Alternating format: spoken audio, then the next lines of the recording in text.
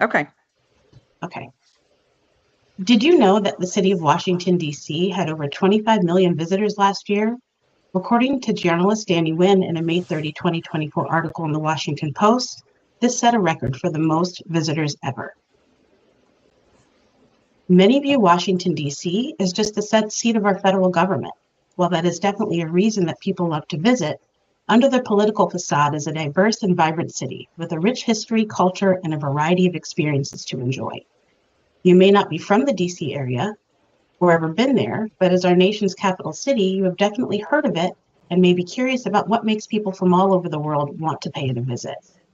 I grew up in Montgomery Village, Maryland, a town in the Washington, D.C. suburbs. I spent a lot of time in the city with family, taking field trips with school, and as a young adult, I lived and worked there for a few years.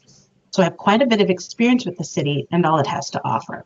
Today, I will talk to you about the history, the diversity in its population and landscapes, and also inform you about some of the interesting things to do during a visit to Washington, D.C. Now let's begin with some Washington, D.C. history. The city was founded by George Washington on July 16, 1790. According to the book, Building Washington, Engineering and Construction of the New Federal City, 1790 to 1840, written by Robert J. Kapsch and published in 2018. Washington negotiated with Alexander Hamilton to relocate the capital city from Philadelphia to a location along the Potomac River, straddling the borders of Maryland and Virginia. Pierre L'Enfant was commissioned to be the official U.S. city planner, and his work can still be seen in the layout of the city today. The city is divided into 4 quadrants, with the U.S. Capitol in the middle. Quadrants are called Northwest, Northeast, Southwest, and Southeast. When providing an address in D.C., it must always include the quadrant in which it belongs. For example, there are 2 locations in the city with the address of 1600 Pennsylvania Avenue. One of them is the White House in the Northwest quadrant.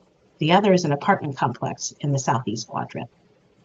Since its founding, the city has been the site of many historical events. This would include the inauguration of each U.S. president since Thomas Jefferson in 1801. As well as the 1963 March on Washington for Jobs and Freedom, culminating in Martin Luther King Jr.'s famous I Have a Dream speech at the Lincoln Memorial. Now that you have a little bit of history about Washington, D.C., let's talk about the city today. The current population of Washington, D.C. is just under 700,000 people spread over 131 different neighborhoods. According to the U.S. Census Bureau, the results of the 2020 U.S. Census show that D.C. is one of the most highly educated populations in our country. Per the data obtained, more than 62% of the residents have earned their bachelor's degree. This is 27% higher than the national average. D.C. is also very culturally diverse. The city is home to immigrants from all over the world, including the Caribbean, Asia, Europe, Africa, and Central America. One thing for sure that people bring with them when they migrate to a new place is their cuisine. In D.C., there are thousands of restaurants, and with a population hailing from all over the world, you can find every type of food, from French to Jamaican to Vietnamese. D.C. is not only diverse in the cultures of its population, but also in landscape. The city may be a sprawling metropolis, but within its 68 square miles, there are over 100 parks and green spaces. This includes places like Roosevelt Island, Meridian Hill, and Rock Creek Park, which, as stated on the National Park Service website, is the 3rd ever national park designated by the federal government. Rock Creek Park has over 1,700 acres offering opportunities for hiking, boating, horseback riding, and fishing, all in the heart of the city. Another interesting fact about the city's landscape, and something you are sure to notice right away, unlike most large cities, D.C. has no skyscrapers.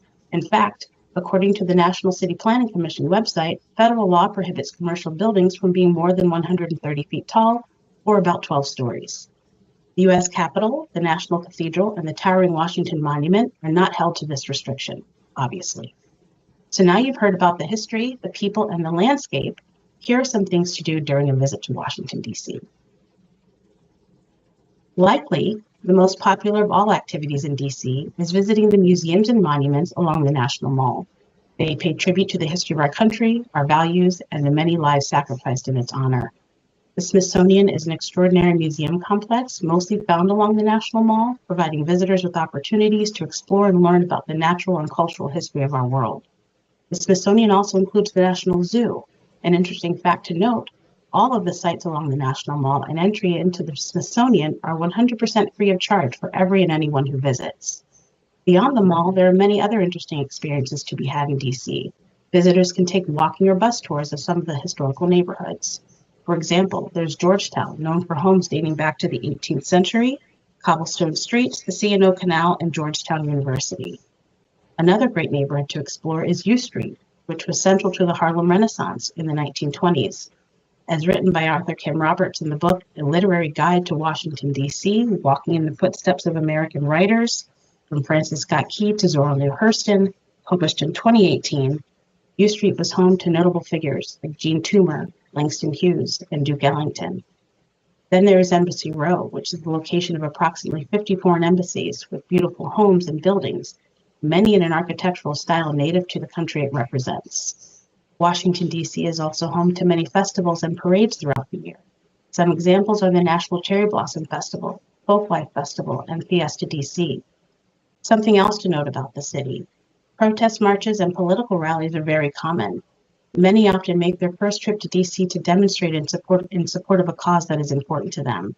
As the seat of our democracy, D.C. celebrates the First Amendment right to freedom of speech. As we have seen, Washington, D.C.'s tourist attractions are testaments to its history and diversity, not just in its people and landscape, but also in its opportunities to explore and engage. Despite how it may be perceived from a distance, the city is about much more than the policy and lawmaking of our federal government. A trip there allows you to experience the growth and evolution of our country through its neighborhoods, expansive parks, international eateries, and numerous monuments and museums.